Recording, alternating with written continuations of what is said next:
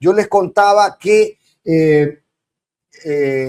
y ayer revisábamos parcialmente el boletín del CIES que marca la última encuesta de opinión nacional que hemos podido ver. Y para analizarla conmigo está mi amigo querido Pedro Donoso, que ha estado en este medio desde que todo esto era monte. Así que siempre yo voy a estar infinitamente agradecido y contento de poder contar con él. A ver, aguántame un chance que metí mano, doña Pro, hice un relajo. Ahí estoy, ya, voy con Pedro. Don Pedro Donoso y Müller, gracias por estar conmigo, hermano. Gracias por hablar desde la costa. No, hola Fernando, un gusto como siempre. ¿Cómo estás?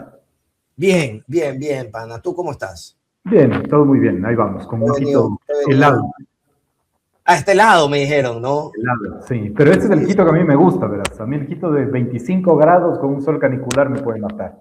En cambio, a mí me encantaba, ¿sabes? Que para mí no había cosa más linda que llegar el día lunes, bajarme del avión y ver que estaba a 26. Yo decía, pucha, es como bajarme en Caleta, ¿no? Pero sin humedad, digamos, porque además es... Pero claro, sin esta nota que te cocina al vapor. Sí, totalmente. Óyeme, querido amigo, tantas cosas que no entiendo, todavía trato de traducirme a la lógica los números que he visto ayer. ¿Cómo es que un país que tiene la expectativa de que las cosas podrían estar peor, luego le preguntas, ¿estás bien con quien lo dirige? Y en un 40% te dice, sí, la verdad es que sí. Partamos de ahí y luego vamos derivando.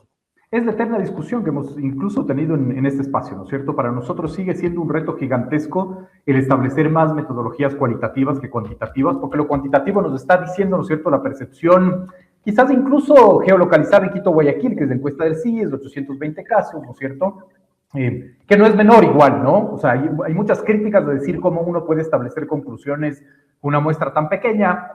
Digamos, si eso extrapolas a lo electoral, estás hablando del 40% del electorado, entonces te sirve, digamos, ¿no es cierto? Pero se sigue manteniendo la incapacidad, no la incapacidad, sino la dificultad, ¿no es cierto?, de hacer un análisis, digamos, como mucho más concluyente con la percepción, digamos, de lo que está sucediendo, ¿no? Y partimos, por ejemplo, con el tema del pesimismo, que es lo que yo te he dicho mucho en este espacio, ¿no es cierto?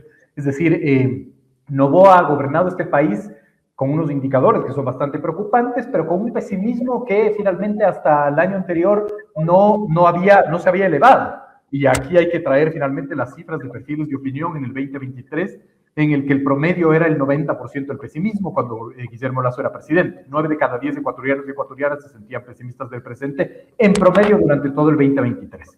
Ese pesimismo cayó finalmente cuando Noboa llega a Carondelet y estamos viendo, de acuerdo a las cifras del CIES, que desde enero del 2026 el pesimismo ya ha escalado y se ha ubicado finalmente en un 70%. Hoy específicamente, bueno, en enero estuvo en un 72%, y hoy se ubica específicamente en la encuesta de febrero en un 71.6% de pesimismo presente. Y el pesimismo futuro también es bastante interesante. ¿Qué nos dicen las cifras? Que un 37.3% de la población cree que vamos a estar peor, digamos, en los próximos 6 meses, y un 46.7% te dice que vamos a estar igual. Es decir, hay la posibilidad de que el pesimismo finalmente se mantenga o incluso empiece a escalar, digamos, ¿no? Y la encuesta te lanza otras cifras que también son interesantes, que lo podemos ir desarrollando más adelante. Claro, y a partir de ahí, tomándole la posta a tu razonamiento, querido amigo, me pregunto, al final, cuando terminaron las elecciones de la consulta popular, parecía que se respiraban otros aires que iban de alguna manera a levantar la imagen de algunas voces de oposición, que el tablero se reconfiguraba. No parece ser esto, si uno toma una encuesta del año pasado y una encuesta de hoy. Digamos, no difieren mayormente en cuanto a números, no hay una grosera diferencia. Sin embargo, hubo una elección en el medio y es una elección que en teoría debía haber debilitado al gobierno y no parece ser así. Hay un 40% que no deja de ser una cifra alta de aprobación. A ver, digamos varias cosas ahí, ¿no es cierto? Lo bueno de los procesos eleccionarios es que a los que intentamos hacer análisis político-social nos aterriza en algo absolutamente cuantificable y tangible. Es decir, porque ahorita hablamos de percepción, pero ya cuando la percepción se transforma en voto, ¿no es cierto? Ya tienes un elemento cuantificable, un elemento tangible, ¿verdad? Noboa pierde la consulta popular, ¿no es cierto? Y eso se ejemplifica digamos, de una u otra manera, un tipo de rechazo. Ahí hay que regresar a la encuesta del CIES de enero, ¿no es cierto?, que es bastante interesante, en donde la encuesta hace 4 preguntas sobre la consulta popular. 2 de ellas referente a falta de información, ¿no es cierto?, que sumaban más o menos 30% o 40%, y 2 de ellas, en un caso 30%, no me acuerdo exactamente la cifra, pero alrededor del 30% decía, o se votó no por rechazo a Noboa, y digamos un 30% más o menos que decía se votó no porque las preguntas iban en contra de los intereses de los ecuatorianos. Entonces, tú con un proceso eleccionario puedes tangibilizar, ¿no es cierto?, lo que ahorita estamos hablando de percepción ciudadana, ¿no? Entonces, si vemos realmente desde la consulta popular hasta ahora, ¿qué se ha venido deteriorando si es del estado de ánimo? Es decir, tú en el 2025 no tuviste un estado de ánimo que superaba el 60%, hoy lo tienes ubicado en el 71%. Sin embargo, de esto también, Noboa nunca ha tenido, desde que se sentó en Carondelet, tan mala valoración de gestión, digamos, negativa.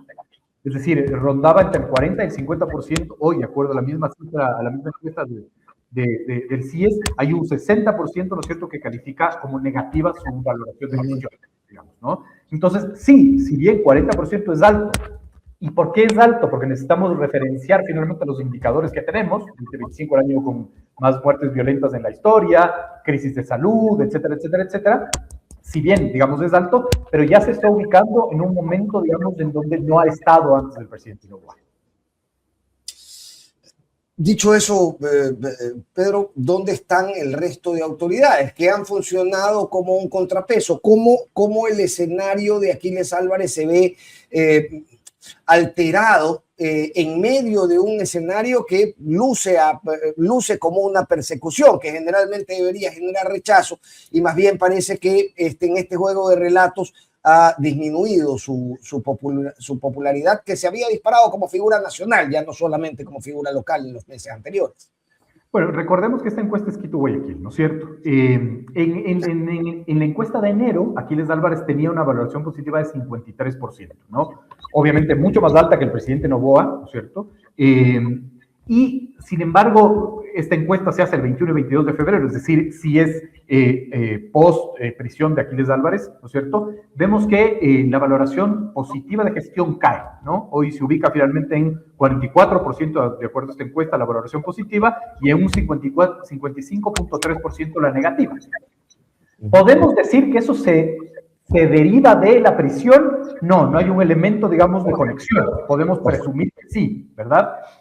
Hemos hecho mucho análisis realmente con mi equipo. Y claro, de todas maneras, a pesar de que la encuesta se da después de la prisión, usualmente los procesos sociales de percepción se van demorando. Es decir, no es automático finalmente, ¿no? Entonces puede haber otras variables, habría que analizarlo más con un cualitativo que un cuantitativo, pero de ahí vamos con unas cifras bien interesantes que incluso ha sido nuestra propia inquietud, digamos, personal, ¿no? Es decir, yo, por mi inquietud personal, finalmente por entender el escenario, queríamos averiguar cuál fue, digamos, la afectación, ¿no es cierto?, de este acto, no solo de la prisión, digamos, de Aquiles Álvarez, sino de la toma de Segura EP, ¿verdad? Entonces, hay una cosa bien interesante porque la encuesta hace la pregunta de, ¿el gobierno está utilizando la justicia, ¿no es cierto?, para sus fines políticos? Hay un 62% que está de acuerdo con esa afirmación. Y hay un 37.2% que está en desacuerdo. ¿Qué quiere decir esto? Que 6 de cada 10 encuestados dicen, el gobierno está utilizando la justicia para perseguir a sus opositores políticos y a medios de comunicación. Esa es la pregunta específica, ¿no? Entonces tú dirías, es terrible esa cifra para el gobierno, ¿verdad? Hay que interpretarla, porque no sé si es que el que está contestando lo valora negativamente. No sé si me estoy explicando. Claro. Digamos, si nos vamos a lo del Latibarómetro, en que podrías como población aceptar una dictadura, el hecho de perseguir a sus enemigos políticos podría no saber tan mal para alguna de las personas que responden. Exactamente. Por eso es súper importante darle contexto a las encuestas. No es solo recitar cifras. Es, yo obtengo la encuesta, ¿no es cierto? Y de ahí hago un análisis profundo, lo complemento con cualitativo, veo otro tipo de encuesta, analizo finalmente y hago un inventario de mitos, aforismos, declaraciones, lo que sea, digamos. Es decir, es un trabajo mucho más profundo que solo ver una encuesta. ¿Y por qué lo estoy diciendo? Porque de ahí traigamos las otras cifras. Extrapolemos finalmente al tema de Aquiles Álvarez. La encuestadora hace la pregunta muy puntual. ¿Usted cree que Aquiles Álvarez es un perseguido o una víctima, digamos, del gobierno o tiene problemas con la justicia? Hay un 51.7% en el consolidado dice no, tiene problemas con la justicia. Y hay un 35.7% que afirma que es una víctima de persecución del gobierno. Pero no nos quedemos solo en consolidado, vamos a Guayaquil. Y en Guayaquil hay un 53.6% que dice no, si tiene problemas con la justicia, y hay un 40.7% que te dice es un perseguido por el gobierno. Lo que hay que hacer finalmente es entender ¿por qué este resultado? ¿Verdad? Es decir, las encuestas nos definen el qué, los cualitativos nos definen, digamos, el por qué, pero también hay una ventana de oportunidad. Esto podría ser, y voy a hablar siempre en clave de hipótesis, porque no tengo evidencia científica para concluir, pero en clave de hipótesis podríamos decir que quizás, no sé, la defensa de Aquiles Álvarez aún tiene la posibilidad de finalmente administrar esta crisis de manera que pueda ganar el relato, porque parecería ser que el relato del gobierno es el que se impuso de acuerdo, digamos, a estas cifras, ¿no? Ese es el tipo de análisis que siempre hay que hacer. Oye, hablemos justamente de imposición de relato, porque el relato de gobierno ha circulado permanentemente y desde el evento en TC Televisión alrededor de la seguridad y de la efectividad que tienen en temas de seguridad, ¿no? Y lo ves en boca del ministro, hemos sacado de circulación a la mayor parte de los capos criminales, ahora sí nos tienen miedo, lo ves en las entrevistas del presidente de la República diciendo desde tal evento hemos capturado tanta gente, y al final cuando uno va a las mediciones lo que se encuentra es que la inseguridad sigue siendo el mayor problema para los ecuatorianos. En el caso de Guayaquil casi un 70%, y sin embargo de ese 70%, un 40% aprueba todavía la gestión de gobierno. Yo todavía no me lo explico, explícamelo tú, amigo, porque tú sabes leer las cifras mejor que yo. No, tampoco tengo una explicación, digamos, y puede ser frustrante, porque la gente que está escuchando esta entrevista va a decir, le invitas a un tipo que ni siquiera puede contestar la pregunta. No, no puedo contestar la pregunta. Es difícil de interpretar, como ha sido difícil de interpretar la percepción desde hace ya 5 o 6 años en el Ecuador y en el mundo, digamos, ¿no? Y lo hemos hablado contigo, es decir, es muy difícil ahorita entender, ¿no es cierto?, qué es lo que sucede en la dinámica social para que tengas este tipo de números, ¿verdad? Hay varias hipótesis, las hemos planteado contigo, ¿no es cierto?, la destemporalización, que es el concepto de Byung-Chul Han, ¿no es cierto?, que es cuando tienes muchos hechos sucediendo al mismo tiempo, a la gente se le dificulta concluir y si no concluye no puede responsabilizar. Esa es una de las hipótesis. Otra de las hipótesis finalmente es el poco tiempo que podría tener Noboa en el gobierno para no indilgarle la responsabilidad, cosa que no es real finalmente, porque el poco tiempo son casi ya 3 años, Guillermo Lasso tuvo 2 años, digamos, ¿no es cierto? No tenía los mismos indicadores, es decir, hay una complejidad en la percepción finalmente, y es muy difícil tener conclusiones al respecto. Pero en efecto, es decir, creo que lo que hay que hacer es darle en contexto, ¿no es cierto?, las respuestas que nos está dando la ciudadanía en este tipo de consultas, ¿no es cierto?, en este tipo de encuestas. Entonces, por ejemplo, si bien no se extrapola con tanta claridad finalmente y responsabilidad al gobierno, ¿verdad?, los indicadores de violencia, sí lo vemos, por ejemplo, en el estado de ánimo. Esto no quiere decir finalmente que eso no se extrapole algo. Puede ser que yo conteste una encuesta y diga, no, a mí no me cae tan mal Noboa y lo está haciendo bien, pero el momento en que yo voto en las urnas, ¿no es cierto?, el gobierno pierde una consulta popular. Entonces, extrapolemos también a la comparación con la consulta popular, porque el resultado de la consulta popular es una caída, digamos, o un rechazo, si se puede decir, al gobierno uniforme en todos los territorios en el Ecuador. No es que en una provincia tuvo menos rechazo o en otra. Eso no es verdad. Por ejemplo, obviamente el gobierno dice, yo gané en Tungurahua. Sí, claro que ganó en Tungurahua. La última elección, antes de la consulta popular, el gobierno tuvo, digamos, una ganancia en Tungurahua entre 40 y 50%. Hoy tuvo solo 8 puntos, digamos, de victoria en sí sobre el no. Es decir, la caída es uniforme en todo el territorio nacional. ¿Qué quiere decir esto? Que quizás lo que la gente, digamos, espera es procesos eleccionarios para demostrar su rechazo, pero finalmente en la lógica de la percepción o en la lógica de una encuesta responde otra cosa. ¿Por qué factores? Por miedo, por desconfianza, porque no hace caso, lo que sea, digamos. Ahí vienen también las limitaciones que puede tener la misma herramienta, ¿no? Claro, claro. Ahora, hay otro elemento que me llamaba mucho la atención y es que somos una ciudad indignada, al menos desde lo que se puede tomar de esta lectura. ¿Qué palabra describe mejor lo que sientes hoy frente al país? Indignación. Y yo no identifico senderos para canalizar esa indignación hoy por hoy. Hay un rechazo muy fuerte a las organizaciones políticas, las organizaciones, el resorte social no parece muy ejercitado, no parece muy aceitado en este momento. ¿Qué pasa en las sociedades cuando un pueblo indignado se encuentra con barreras para poder canalizar y expresar esa indignación? Va a encontrar finalmente una válvula de escape. Y esa válvula de escape puede ser los procesos eleccionarios. Ahí viene, por ejemplo, un tema de gran discusión, ¿verdad? Es un lugar común, con el cual yo también estoy de acuerdo y lo repito, ¿verdad? La gente no les quiere a los políticos, la gente no quiere a los partidos y movimientos políticos, ok, pero la pregunta de, ¿quiere que los partidos políticos sigan recibiendo plata del Estado? Ganó el no. ¿Eso quiere decir que ahora a la gente le cae bien? No, no necesariamente. Es decir, por eso digo, hay finalmente esta contradicción. Yo salgo a decir que todo el mundo odia a los asambleístas, todo el mundo va a decir sí o todo el mundo odia a los asambleístas. Pero las preguntas de reducción de los asambleístas perdieron, ¿no? Entonces, hay que entender finalmente cuál va a ser la válvula de escape que libere las tensiones de indignación, de miedo, ¿no es cierto?, de la ciudadanía. Por lo pronto podemos construir la hipótesis de que son los procesos eleccionarios. ¿Cuál es el proceso eleccionario que se viene finalmente en el 2027? Gobiernos locales, ¿verdad? Pero no solo gobiernos locales, sino también Consejo de Participación Ciudadana. Entonces, ese podría ser finalmente, ¿no es cierto?, una válvula de escape, pero hay que ver también qué es lo que está sucediendo con la sociedad. Si la sociedad no solo está indignada, sino que está atemorizada también. Entonces, no vamos a ver movilizaciones como en los 90, no vamos a ver gente saliendo a las calles, ¿verdad? Pero claro, la política es una política de acumulación. Siempre la política acumula descontento, acumula miedo, acumula desgaste. La gran pregunta es en qué finalmente se traduce todas esas sensaciones. Lo que hemos visto hoy por hoy, y la consulta popular nos lo dijo, es que quizás esta válvula de escape son los procesos eleccionarios.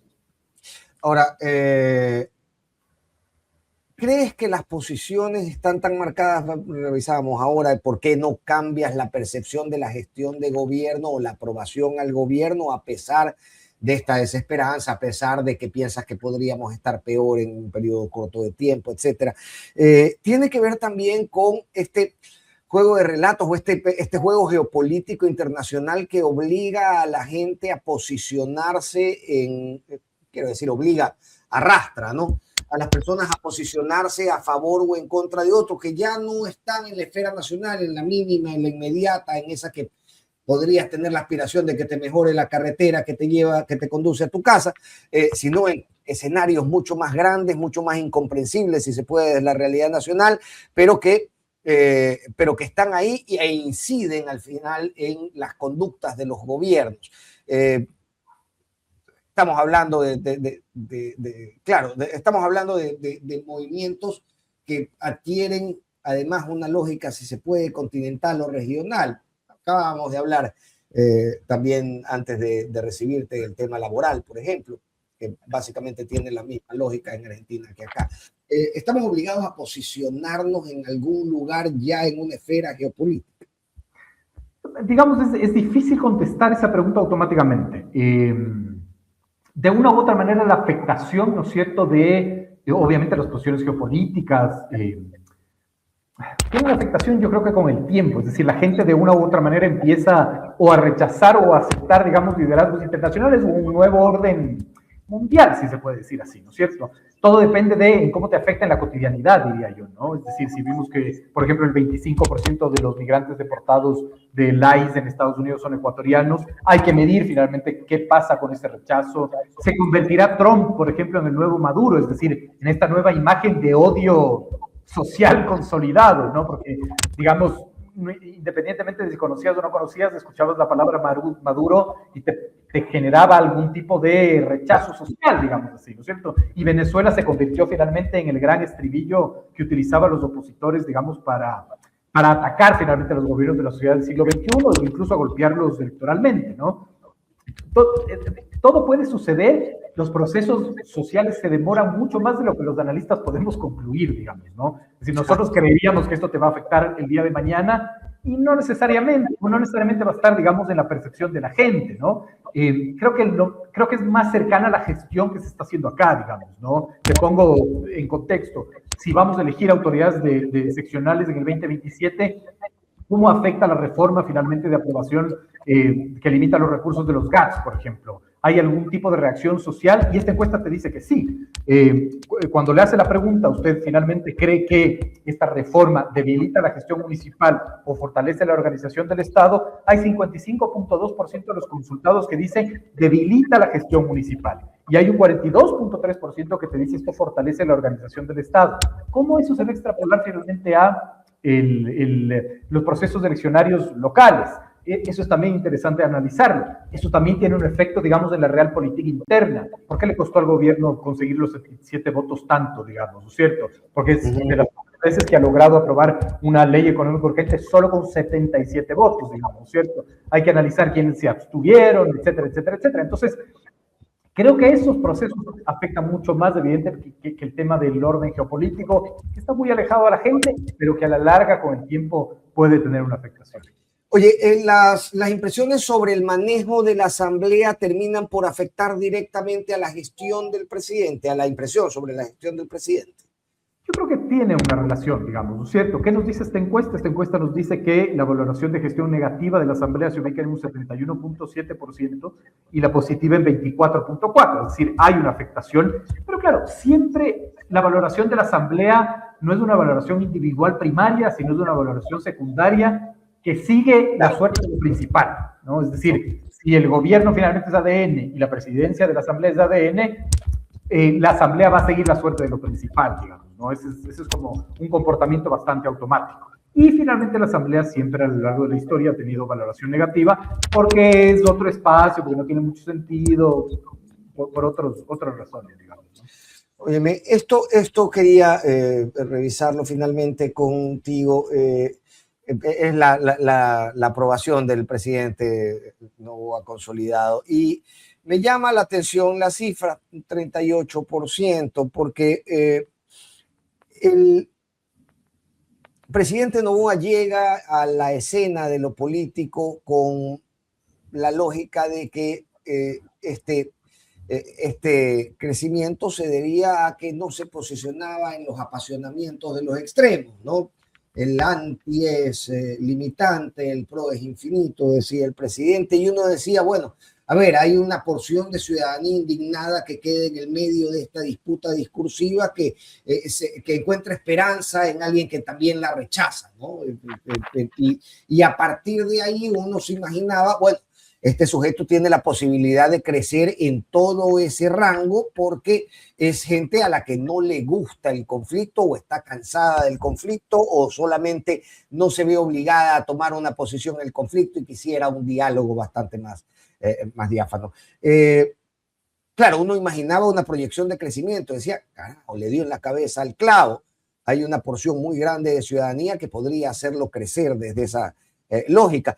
Pero ha gobernado desde otra lógica, ha gobernado desde una lógica bastante más extrema, que podría significarle todavía números como los que vemos en pantalla, ¿no? Un 30-38% de aprobación, porque es la gente que sí está en ese barrio, o tal vez un poquito más a los extremos.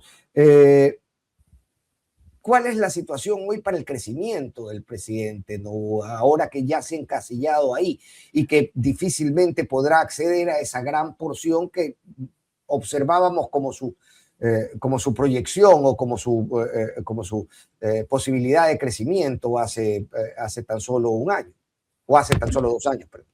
Sí, es una pregunta que nos hemos hecho mucho, sobre todo en el ámbito de por qué últimamente el presidente se ha abierto tantos frentes, digamos, ¿no? Es decir, 30% de arancel con Colombia, ¿no es cierto? La narrativa ha sido muy violenta contra el empresariado ecuatoriano. Yo veía, digamos, un programa de televisión donde había un periodista que trabaja en una radio comprada por el gobierno y finalmente atacaba durísimo a los empresarios, digamos, ¿no? De ahí tienes la prisión de Aquiles Álvarez, de ahí tienes finalmente la ley del tema de los GATS. Es decir, ahí la gran pregunta finalmente es por qué establecer o utilizar la estrategia de, digamos, el ataque, ¿no es cierto?, del golpe, si es que puede ser que eso te tenga un desgaste, digamos, electoral masivo, ¿no es cierto? Ahí planteamos dos hipótesis. La primera es que la estrategia del miedo siempre es altamente rentable para el gobierno, ¿no? Es decir, Yo no creo que es coincidencia, y eso es una hipótesis, sigue siendo, que a días finalmente de que se vote la reforma al COTAD, le metas preso al alcalde de Guayaquil, porque estás enviando un mensaje potente que es,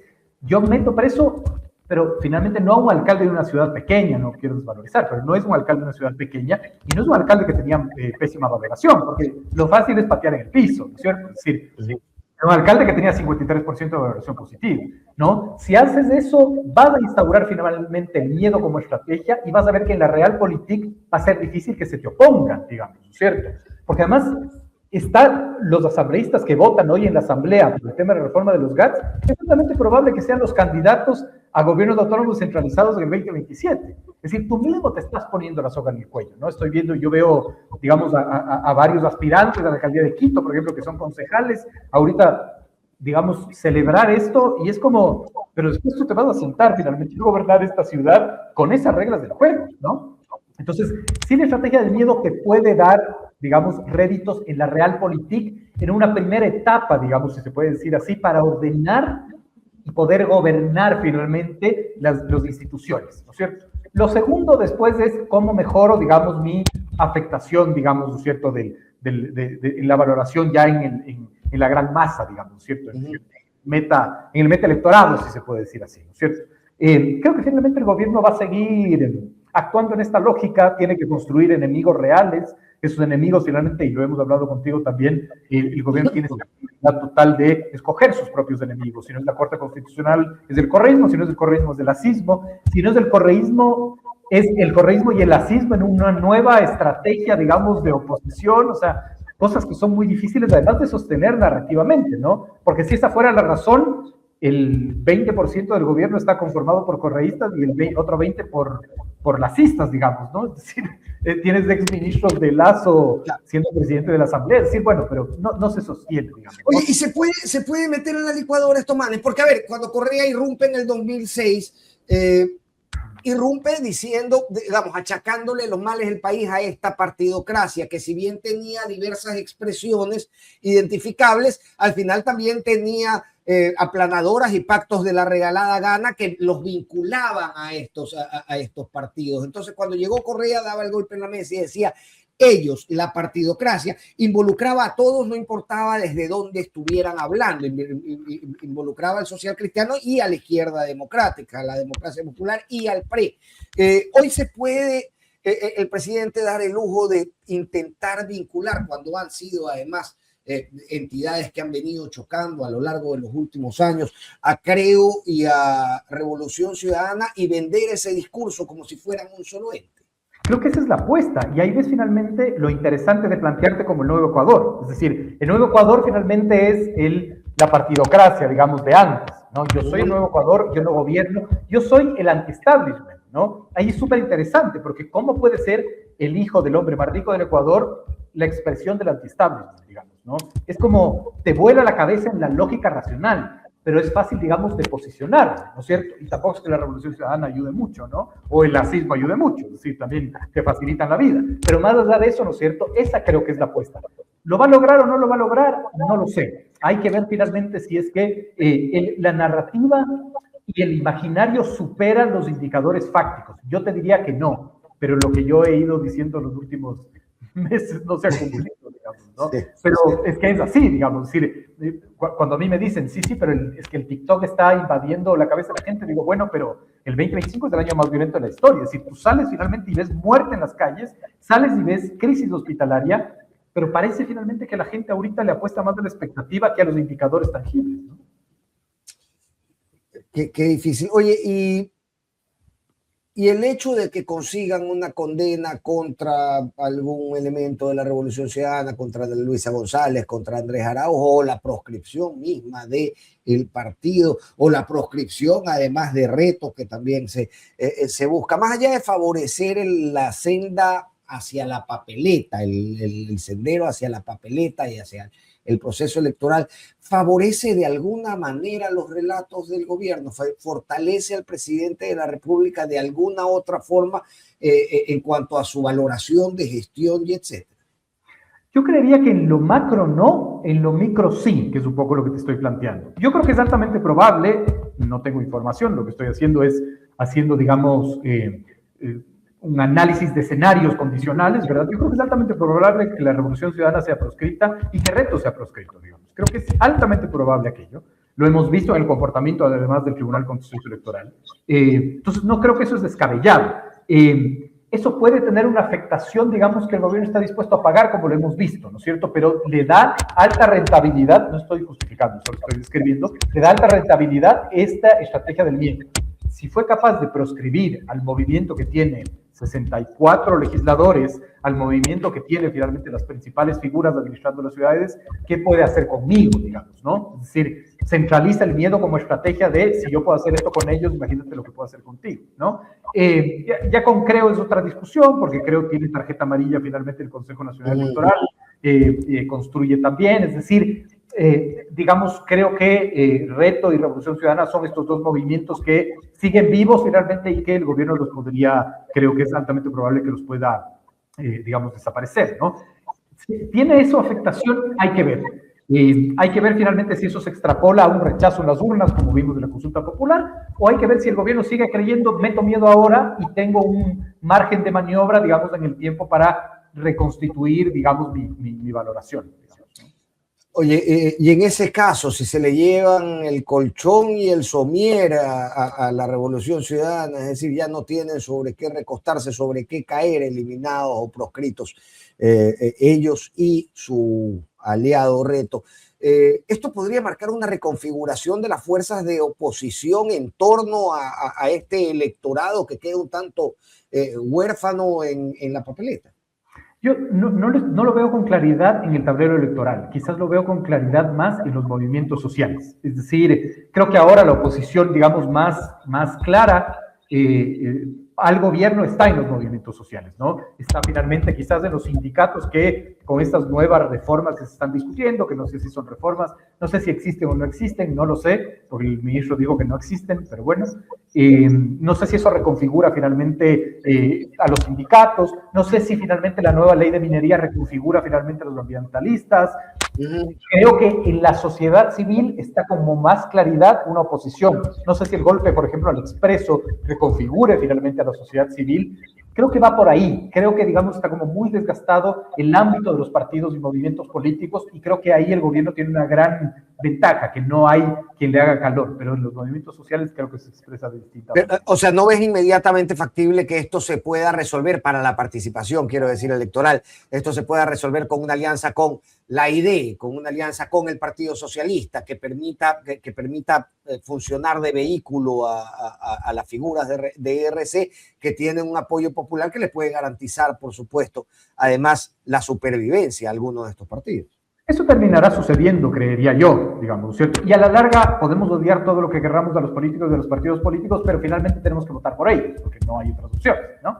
Entonces, pero creo que el trabajo que se hace, digamos, de una oposición, digamos, al gobierno mucho más clara, diáfana, estratégica, directa, concluyente, la hacen los movimientos sociales. Que eso lo vaya a cosechar, evidentemente la clase política lo va a hacer, ¿no? Pero de a poco vemos, digamos, expresiones interesantes de otros actores, digamos, sociopolíticos, ¿no? Los gremios empresariales, ¿no es cierto? No es menor esta oposición que ha tenido algunos gremios empresariales del tema del 30% de Colombia. Incluso acabo de ver un pronunciamiento de la Cámara de Industrias de la Productividad con respecto a finalmente el tema del Expreso, que no es menor tampoco. Entonces, sí, creo que la batalla política se va a dar en la cancha de los movimientos sociales, que hoy por hoy son la única representación en oposición al gobierno, pero eso finalmente lo va a tener que terminar cosechando la clase política, porque así funciona el sistema. Movimientos sociales que convocan finalmente, y para despedir la entrevista, querido amigo, movimientos sociales que convocan varios de ellos a movilizaciones a partir del 13 de marzo.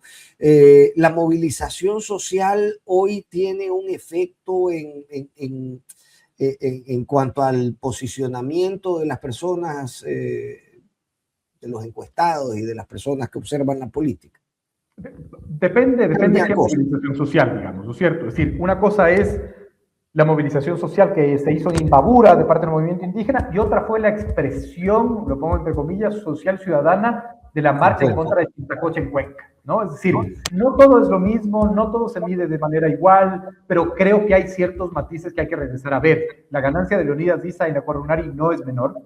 que eso podría reconfigurar la CONAIE no es menor, el revivir a los sindicatos con una reforma, digamos, laboral no es menor. El gobierno ha tenido esta capacidad finalmente de ser un blanco móvil, decía yo, ¿no? Es decir, que no sabías quién finalmente era su oposición. Había mineros que después de la tasa minera te decía, ese gobierno es pro minería, y tú te espantabas porque la tasa minera finalmente es una tasa absolutamente grave para la industria minera, ¿no? O el empresariado que después de esta reforma tributaria que se dio en la ley de fundaciones, que aumentaban los impuestos de las utilidades, decían es un gobierno proempresarial. Es decir, el gobierno ha tenido esta capacidad de ser un blanco móvil. Cuando se abren tantos frentes, se centraliza la oposición y eso sí puede pasar de factura. Me pregunto, y sin embargo, ¿qué pasa, querido amigo? Porque, a ver, tú y yo del mismo año, además de nacimiento, crecimos mirando la política. Tu viejo, además, es un político. Y, oye, si hay alguien con quien yo en mis años de formación disfrutaba de conversar de política, ese era tu viejo, ¿no? Un tipazo, don Max. Y además me dejaba fumar en su oficina, que en mis 20 años era maravilloso. Pero bueno, el asunto es que uno se imagina a los movimientos sociales frente a un anuncio como, por ejemplo, la elevación o la posibilidad de elevación a 12 horas de trabajo. Uno se imagina a los movimientos sociales y a los movimientos laborales, de agrupaciones de trabajadores salir en ese momento indignados a poner la voz en alto, no decir, oye, yo voy a reclamar, pero en 2 semanas.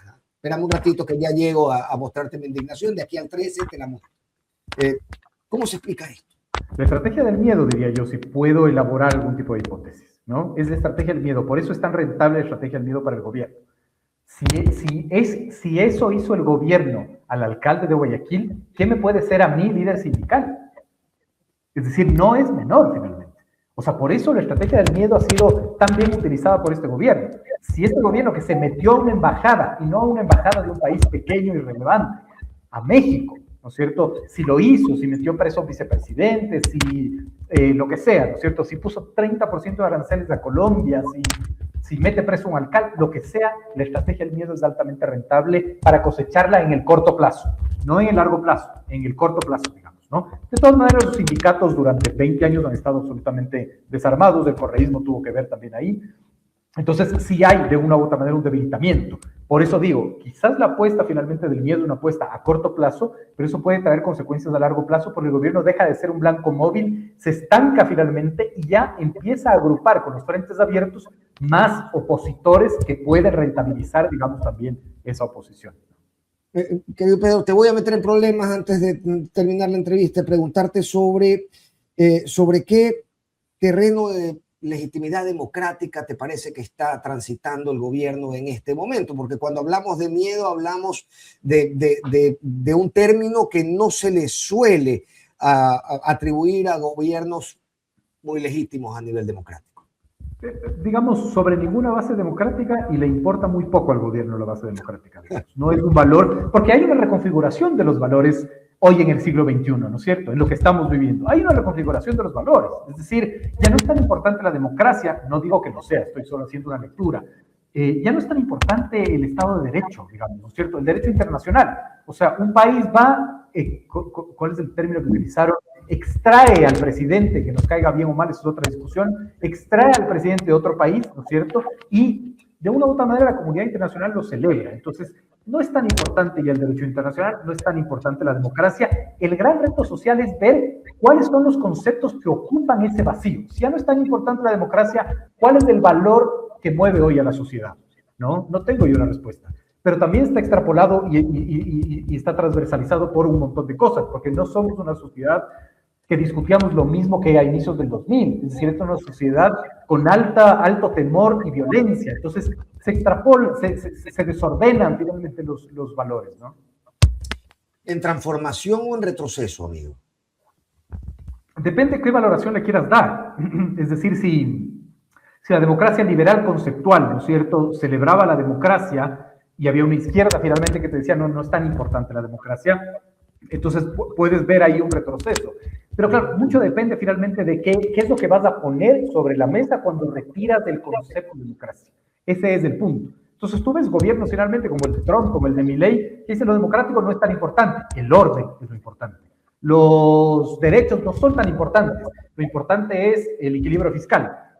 Entonces, estamos viendo una transfiguración de conceptos. Están quitando los conceptos que hasta ahorita conocíamos y están poniendo unos nuevos. O sea, la pura y dura batalla cultural, digamos, ¿no? Pero lo estamos viendo en evidencia. El problema es que un montón de la clase política y la élite ecuatoriana no está entendiendo ese trastoque, digamos, ¿no? Claro. Querido amigo, te mando un abrazo gigantesco. No sabes el gusto que me da cuando estás por acá y aprovecho el momento para mandarle el mensaje a los productitos y a Doña Produ. Pónganme más a Pedro, porque realmente cómo disfruto, pana, cómo disfruto de verdad de esta charla. Yo, de todas maneras, igual, me encanta estar en tu programa, así que siempre bienvenido. Te mando un gran abrazo, pana. Y saludos en casa. Chao. Gracias. Bien, Pedro Donoso Müller, oye, con su muy fino análisis que normalmente a mí me termina por engolosinar con las conversaciones. Hoy se me advirtió que debía ser bastante más sucinto.